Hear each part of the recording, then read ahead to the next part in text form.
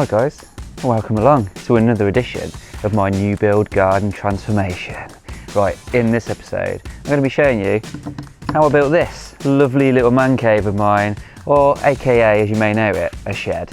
Also a pagoda as well. So I'm going to be building the shed, I'm going to be building the roof structure, and as a little sneaky bonus at the end of it, I'm going to be showing you how I laid the turf on my garden, just down here. Stay tuned and enjoy the show.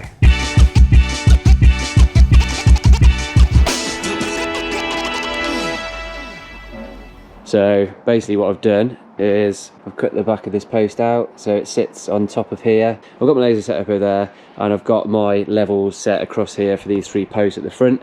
And then what I'm going to do is put a 5-degree pitch on the roof. So I've then worked out my 5 degrees from there to here. What I've literally done is got my roofing square, held it on the mark, my level line here, put a 5-degree angle straight from that on the side of the post, and then I've got my partner to basically help me hold a piece of wood across from the front to the back at that 5-degree angle, marked it on the back, and then where that met the back posts, well, that post there it was, I then set the laser up to that point because that's the lowest point from here to there, and then that's given me my level line across the back. So I've marked them, I haven't cut them yet. This timber here basically is going to be the bearer for our joists that are going across here. So I've cut these so that all the weight is basically going down rather than screwing it to the front and then them just be relying on the screws, because that will be a lot of weight pulling down on these screws. So by doing this and actually notching it onto the post like that, that has given me a good solid base for these bearers to sit on.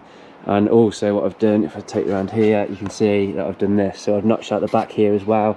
This is my 5-degree angle, so this end rafter here will sit on there.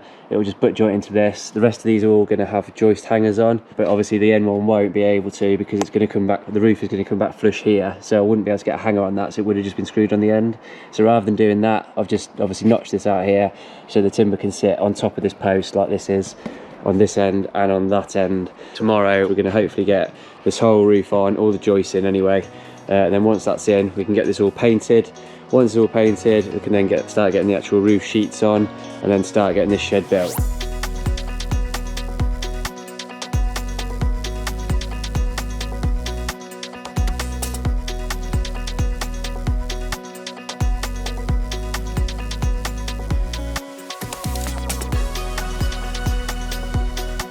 Right then guys, my first rafter is in. That's all fixed in nicely. I've put some timber drive screws in the ends as well, just to hold that in. So obviously it's sat on top of the posts and it's fixed through the side, so everything's nice and solid.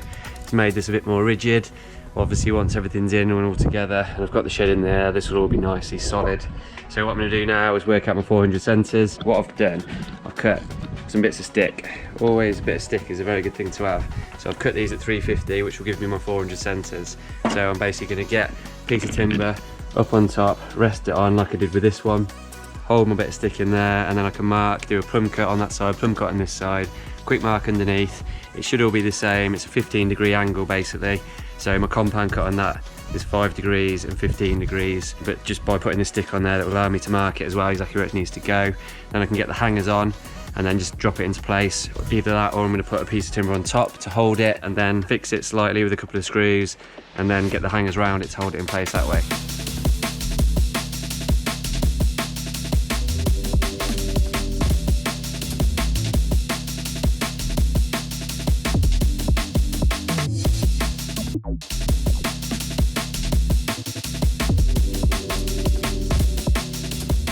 There's been a little bit of progress. I wasn't involved in this. My partner painted it while I wasn't here, so I wasn't able to film it because I wasn't here. But this is it now. It's black. Hopefully you like it. You like how it looks. I'm pretty keen. I think it looks really good, to be honest. Has got to have another coat just because it's a little bit patchy because it's only had 1 coat, but it's looking mint. I'm really happy with it. Put some truss clips in here. Got these wow cheap, like I've got 20 of them for like £3 from Travis Perkins. They've all been installed with twist nails, so that's nice and solid. Same over here as well, because the issue that I had was putting my normal hanger in, obviously because they sit perpendicular to the joist here, it wouldn't work.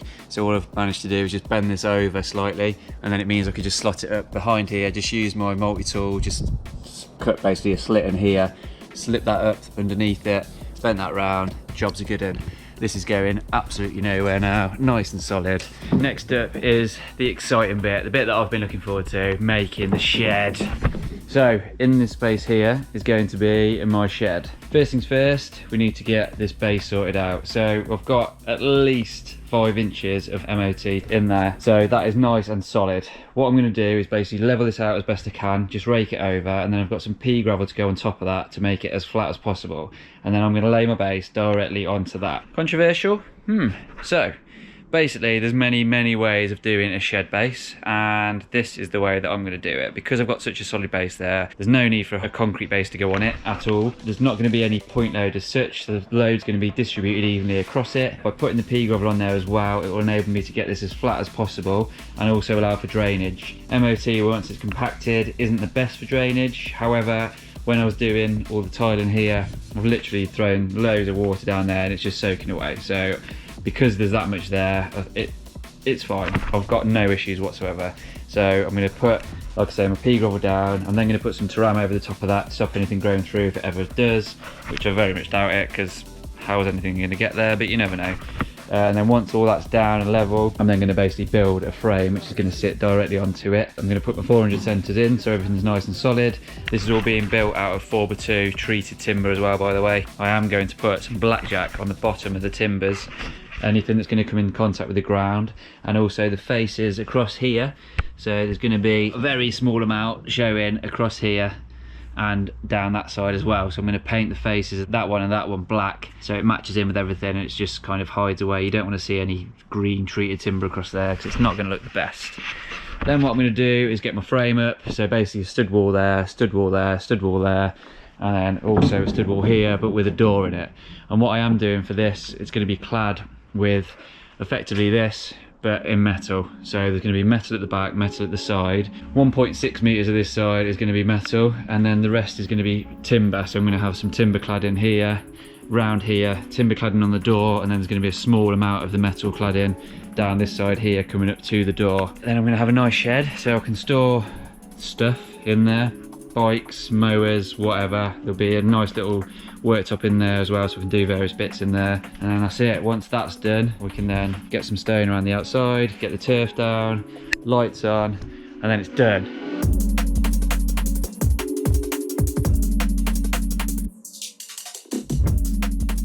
Pea gravel is all down, and you can see now that it's given me a lovely flat surface to work off. So whereas before with all the MOT it was all over the place, I've just put 8 bags of pea gravel, just levelled it out, just using the rake, just using the flat edge, the back edge of the rake, just to level it all out nicely. I will chuck a level on it obviously to make sure that it is level, but I know I'm pretty much within the realms where I need to be.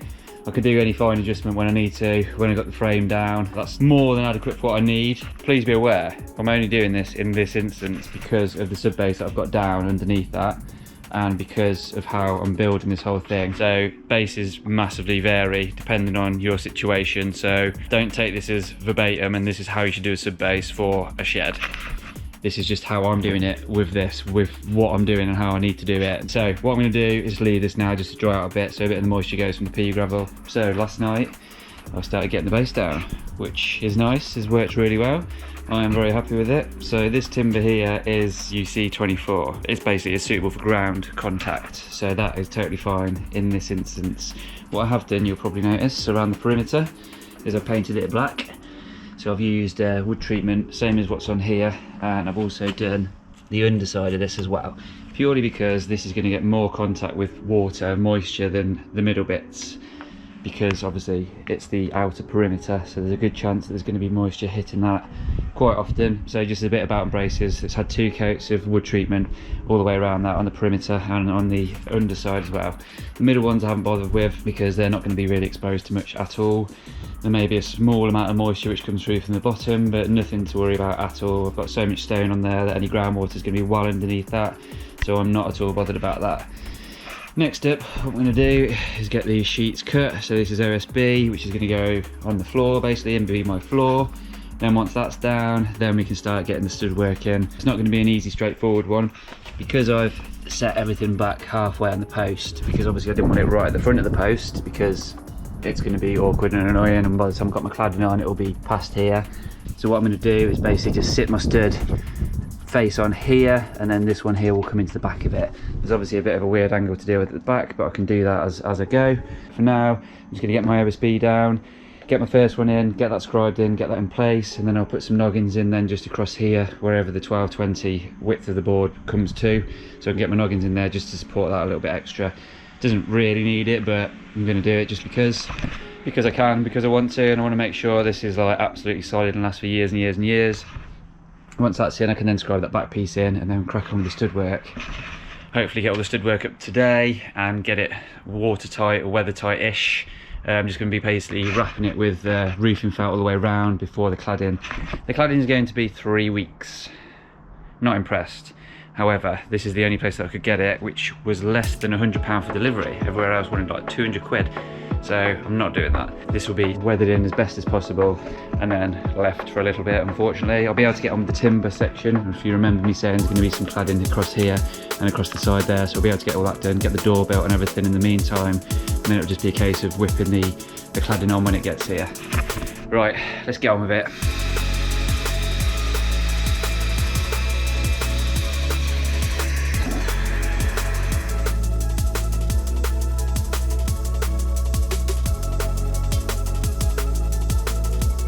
Got all my noggins in now, that is all ready. So the reason for putting those in is not only to provide support for the edge of the board, but also to provide a bit more rigidity for the sub base. It basically just holds everything together, so everything's nicely locked in there. I've obviously got the stone underneath it, which is going to stop any bounce, but at the same time, this will just stop any twist anywhere and just keep it all nice and solid basically.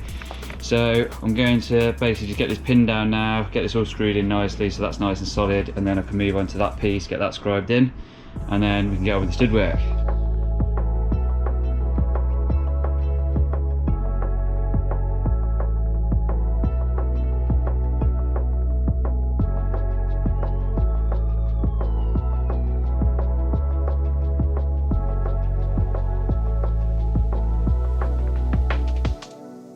Okay, so the floor is down, looking good, nice and solid.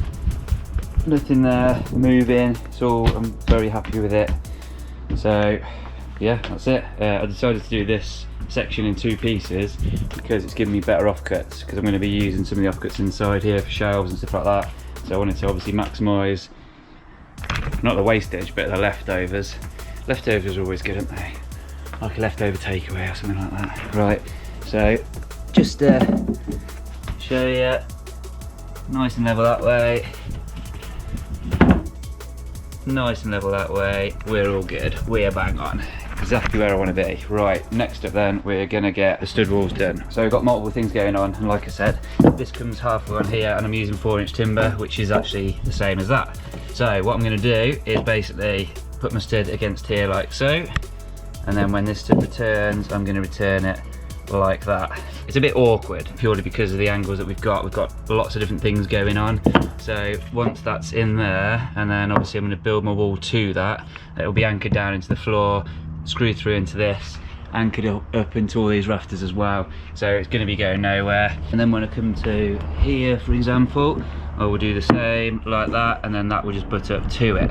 I could rip this piece down so I'll fix it to the post, but by the time I'm anchored down here, anchored into the rafters, unscrewed into that, everything's going to be nice and solid, it's not going to move anywhere.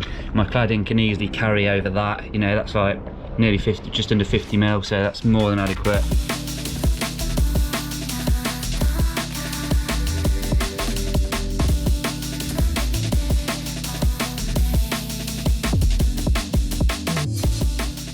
You can see now that I've started to get the frames up. So the front frame here, I've got that in first because of how I wanted these to sit. So I've put this one in first, but I've only just literally put the bare frame in. I haven't put anything on the inside yet because I'm still to decide exactly where my door's going. I've started getting this side in, and I'm going to leave it there for now because I want to be able to walk through easier rather than having to walk around. So I'm going to leave some of these out, so I've got a walkway through. I'm going to get this side in next, and then I'll do that side last.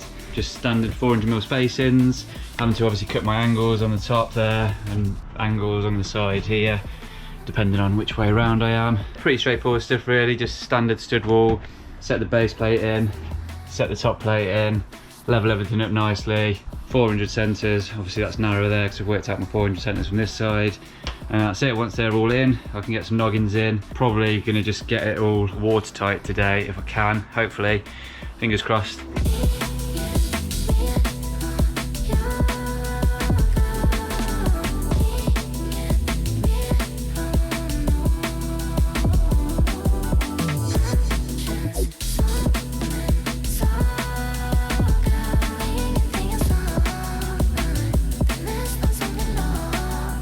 Structures it, looking good. I'm impressed, I'm happy with what's happened so far. This is all looking nice. So this bit here at the front, this opening here is going to be the door.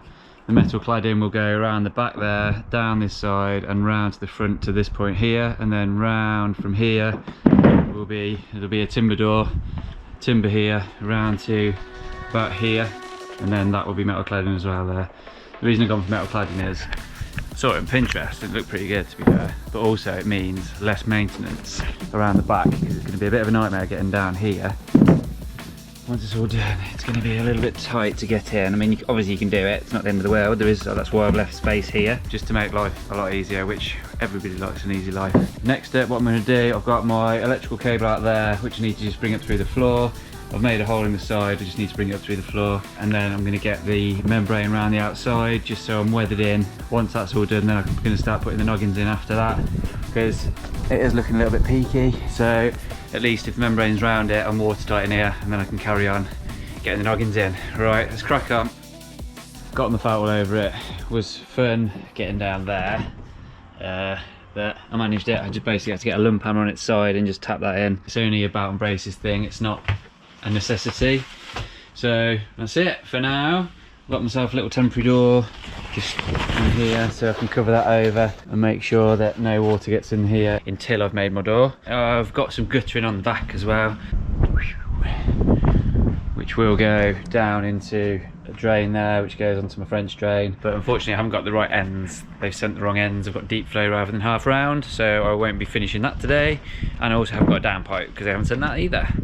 Never mind. Next up on the shed build is the door. I'm going to be doing a framed, ledged and braced door for this, but I'm not going to be building it in a traditional way using mortars and tenons. I'm going to just cheat and screw it together basically, purely because it's easier and it's going to be lightweight, it's going to be fine. There's no need to go all in and do the full hog with it. So what I'm going to do, like I said, is a framed, ledge and braced door, which is basically like this pretty much. Apart from I'm going to be doing these braces differently, what I'm going to be doing is going across like this, basically from the hinges out like that. I don't know why this construction is deemed right, because what you need to be doing is putting the gate in compression against the hinges like that, so it's always pushing down against the hinges, which will help stop it sag. Doing it like this, I mean, it does work. They've also braced across here like that. I don't know if they just did that for the latch or what, how that's been done, if that's just to provide additional stability or what, but it's basically, the construction is going to be pretty much like this, just with one brace going across there. Now I've got my timber. I'm going to be making it out of 3x2. I want to make it as lightweight as possible because it's a fairly big door, so I don't want too much weight there. So I've got my 3x2 here. I'm just going to get it laid out on the floor, get it marked up, get it cut, get it screwed together and get it in the hole.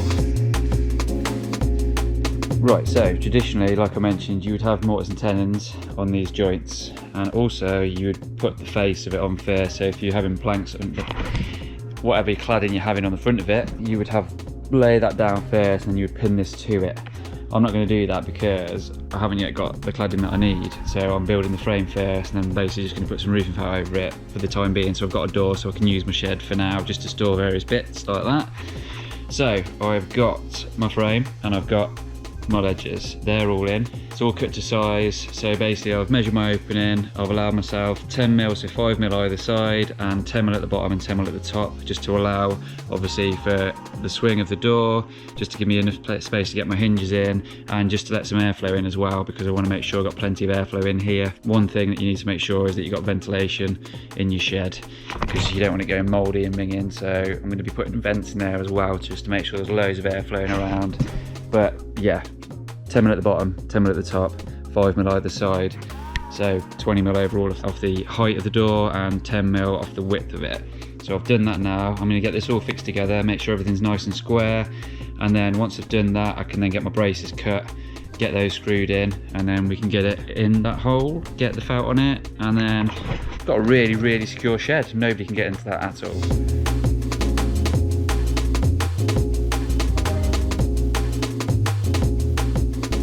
Everything's all screwed together, my frame and my ledges, they're all done, so now it's time for the braces. So you probably just saw from the time lapse, what I did was literally lay my piece of timber across it, from corner there to corner there, so the inside of this corner here to the inside of that corner over there, marked underneath it, and then whipped it off and basically just cut it, and that's it. It fits in beautifully, exactly where I need it to be. So my hinges are going to be on this side, so I'm going to brace across here and across there like that as well. So all the compression will be going that way and pushing into the hinges, thus taking away any strain and stopping it sagging in the future. In theory, there's many different ways of doing gates. This is just the way that I'm doing this one. I'm not saying this is the right way. I'm saying this is right for my application and this is how I'm doing it. So all you people out there that will say, no, that's not how you do a gate, blah, blah, blah. This is how I'm doing it for this, you know, I'm not saying this is the way, the only way to do it. So this is going to work perfectly fine for what I need it for on there, hence why I'm doing it. So I'm just going to get that one now marked up, get that cut, and then I can get these fixed in place, get the hinges on, get it in the hole. Hopefully it fits first time. Of course it will. Let's do it. Just thought I'd mention another thing, which I haven't mentioned yet. So those of you that have made gates before will know that the ledges are also for the hinges to go on. So normally your timber would carry down like this, so your frame would carry down, and then your ledge would be slightly higher up to accommodate for your hinge, and then your vertical panels would come down and would just sail over the bottom like this gate, like that. So basically your frame, your ledges, everything carries your vertical boards, and then you can have this overhang and that's fine. Mine's not going to be like that. I don't like doing things easily or simply or the normal way, as you probably guessed. So I'm going to be having horizontal boards going across here. So what I needed to make sure was that obviously the bottom of this will be carried, because the boards are about 100mm thick and I didn't want any flapping at the bottom or anything like that, so I needed to reinforce it. So my plan is to do this and basically bulk up the bottom. Everywhere else will be able to be carried fine, I've got no issues with that, but obviously the bottom and the top of the door are going to be an issue, so this is why I'm doing it this way. I thought it would be better to put the braces right the way across the whole of the door rather than to this point and then plant a bit on the bottom. I thought this would probably be more structurally sound. And then my hinge, obviously the middle hinge can sit like that anyway, that's fine. And then this one here will sit like that. So there you go, that is why I've done it this way, just because horizontal boards and just to give me full structure of my braces going across like that. And then this little infill here will basically carry the hinge, and same at the top as well, like I've laid them out here. So I just need to get these cut now, get those screwed in, and then we can get the hinges on and get it in there. My additional edges are in, top and bottom. My hinges are all fixed on now. I've tried it in the hole and it fits. It was good, it fits, it's fine. So I've got myself some packers cut here, so I'm just going to wedge them. That comes up to 10mm, well 8mm actually, but there's a load of crap on them, so it's going to be near enough 10mm. So I can just get those on, get the door in, hold it in place. I'm just going to put a quick stop, fix that to the back here.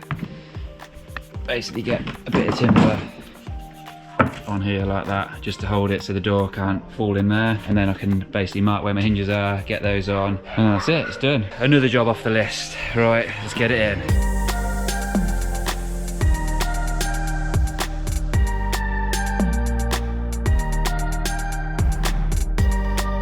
The door is complete. Well, the frame's complete at least. You can see that I've put some of this roofing membrane on as well, just to match in with the rest. So it's all matchy-matchy.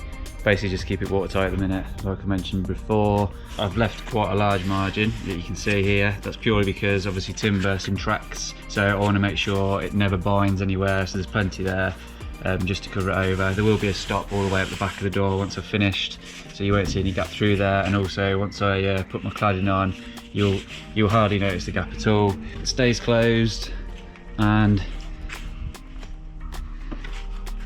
it stays open, which is good, which means it's hung right. It's not swinging closed or open or anything like that. So yeah, that's it. It's all good, nice and solid. I'm very happy with my door. Right guys, next up is another very exciting bit which I'm really looking forward to, and that is the turf. The turf is going down. So the other day I did a bit of work on it. I didn't have the cameras, so unfortunately I didn't film it. But using my big hole auger drill that I use to drill the holes for all my posts and everything, I drilled 30 holes across this. So basically 6 rows of 5 holes all the way down here. What that does is basically hopefully allows for a bit more drainage, because this is literally clay underneath here. You can just about see where there's pea gravel there. So I've drilled all these holes and I've filled them with pea gravel, and then I've covered it over with this mulch. So this mulch is supposed to basically help to break down the clay which is underneath and allow for better drainage in the soil, and also help with the turf, help that to bed down properly as well. So I have got out here 2 ton of lovely topsoil, which I'm going to get on here now, and then tomorrow I'm going to go and pick up my turf. I haven't got a roller. I was looking at buying a roller, but it's like 50 quid and I've got like 15 square meters to do, and then the roller will just sit in there, which I do not want. So I'm literally going to get all the soil down now, and then basically just stomp it in, get it re-leveled off again, and then wet it all down, and then leave it then until tomorrow. Just using my rake it out, get it as level as I can. I'm aiming to be about here. This is where I want my finish to be, because by the time you've got sort of your 20 odd mil of your root system of your turf, that's then going to bring up to flush here, and then my grass will just come above that nicely, and I can just make this all nice and tidy. That is my plan. I don't know the exact depth, but I'm going to go roughly to just below this tile, and that should get me exactly where I need to be. Right, I've got a lot of soil to get in. Let's get on with it. Soil is in. So this is basically the first layer. It's about 1.5 tons has gone into there. I've got it roughly where I need it to be, so I've got it up level with the edge. And now what I'm going to do is walk on it to basically stamp it in, literally like this, all the way around.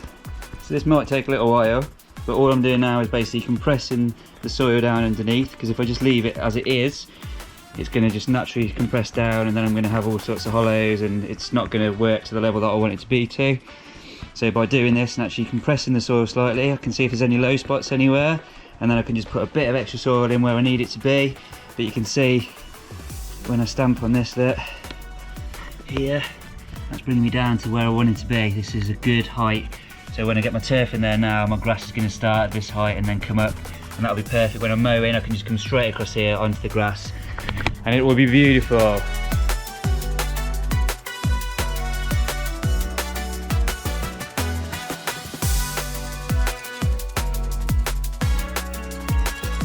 Right then, now it has all been stamped in.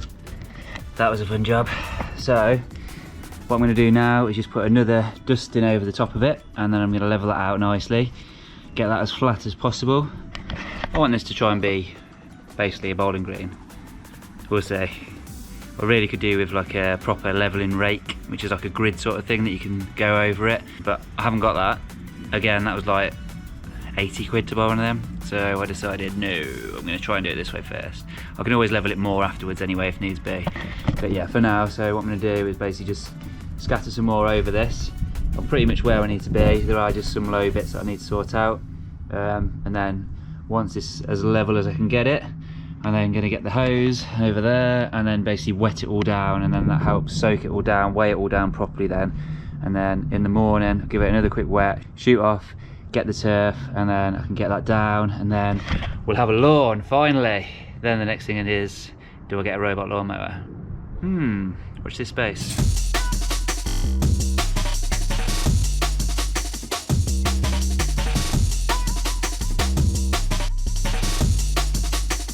It's pretty level. I'm pretty happy with it. It looks pretty good to me. It'll do me. I'm impressed. Like I say, if once the turf is on there, it's not perfect, I can level it out a little bit more after with some sand and stuff like that. You know, there are various methods afterwards. Obviously, with anything, preparation is key. Because if you can get the sub base as flat as possible, once you put your turf on, it's plain sailing. Just a little disclaimer though, I am not a landscaper. and I have laid turf a few times before. The way I'm doing this may be totally wrong, but this is how I've been shown, and I've done exactly what you're doing now. Watch videos on YouTube about how to do this. So this whole sub-base build-up, so the holes drilled with the pea gravel in, the mulch, the organic mulch on top, now the topsoil, leveling it all out, stomping it down, all that sort of thing has been learned from where you're watching this video from YouTube. So yeah, it should work. It's level, it's pretty flat. Obviously there's a few marks that you can see in there. I am really tempted to use some timber and basically screed this all off and get it perfectly flat. Might do that yet, we'll see. But if not, I've just basically got to clean up the edges now, get all the stuff away, and then just wet this down all the way over, and then that's it. Job done. There's a little bit of topsoil left which I'm going to put in here, sort all this out obviously because they don't look very attractive as plants, so I need to get all that out of the way, and then I can get the rest of the topsoil just thrown in there for now. And that's it. Tomorrow morning we will resume and we will get some turf down. I've been over to Wall Brothers in Borsal Common and I've got my turf. It's time to get it down. It's in the back of my van out there, so I'm going to get it all out, get it loaded, decide how I'm going to do it, which way I'm going to go, whether I'm going to go across or that way. I'm probably going to go this way, to be totally honest. I just think it's going to be easier to do that. The board that I've got is 2.5 meters, so that will get me most of the way across, so it'll be easier to do it that way, purely because what you need to do is just lay this first roll down flat against this edge to give you a nice straight edge, and then as you move across you then need to put a board on top of the turf because you're not supposed to walk directly onto the turf. So because of the length of my board, I'm going to go this way. That's definitely the best way for this scenario.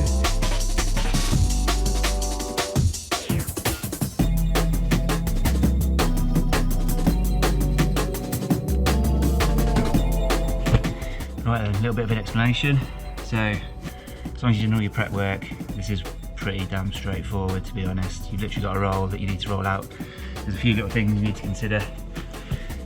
Obviously you want to make sure that your joints are butted up nicely together, and also if you ever need to cut anything, which inevitably you will because these aren't just going to perfectly work to your garden, a knife, a little pad saw or a hand saw will do perfectly well. Just literally cut in like that, cut in like that. It's fairly easy just to make a nice clean cut. And there you go, just like that. Perfect. So you can see my joints are nice and tight together here. Just roll this out. What you don't want to be doing is stretching the turf at any point. You just push it in, get the joints in nice and tight together.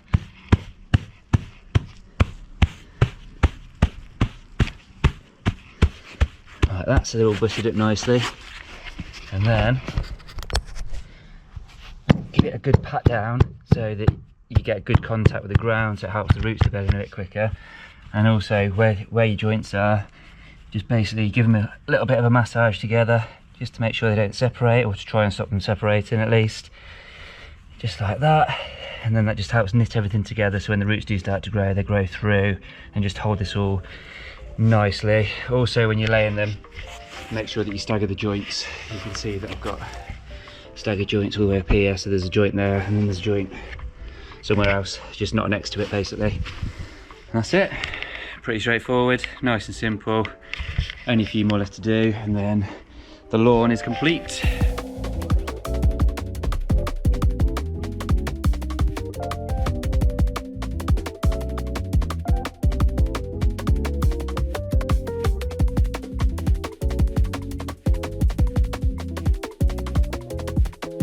Hopefully you'll agree that the shed is pretty good, and so is the pergola. Nice little seating area. I've always wanted to build something like this, and finally I have it in my own house, which I'm very, very happy with. Everyone wants a man cave, don't they? And I've got one, definitely got one right here. Right, so next episode is going to be the final episode of this series, and what I'm going to do is I'm going to basically show you all the bits that I was unable to film during the filming process.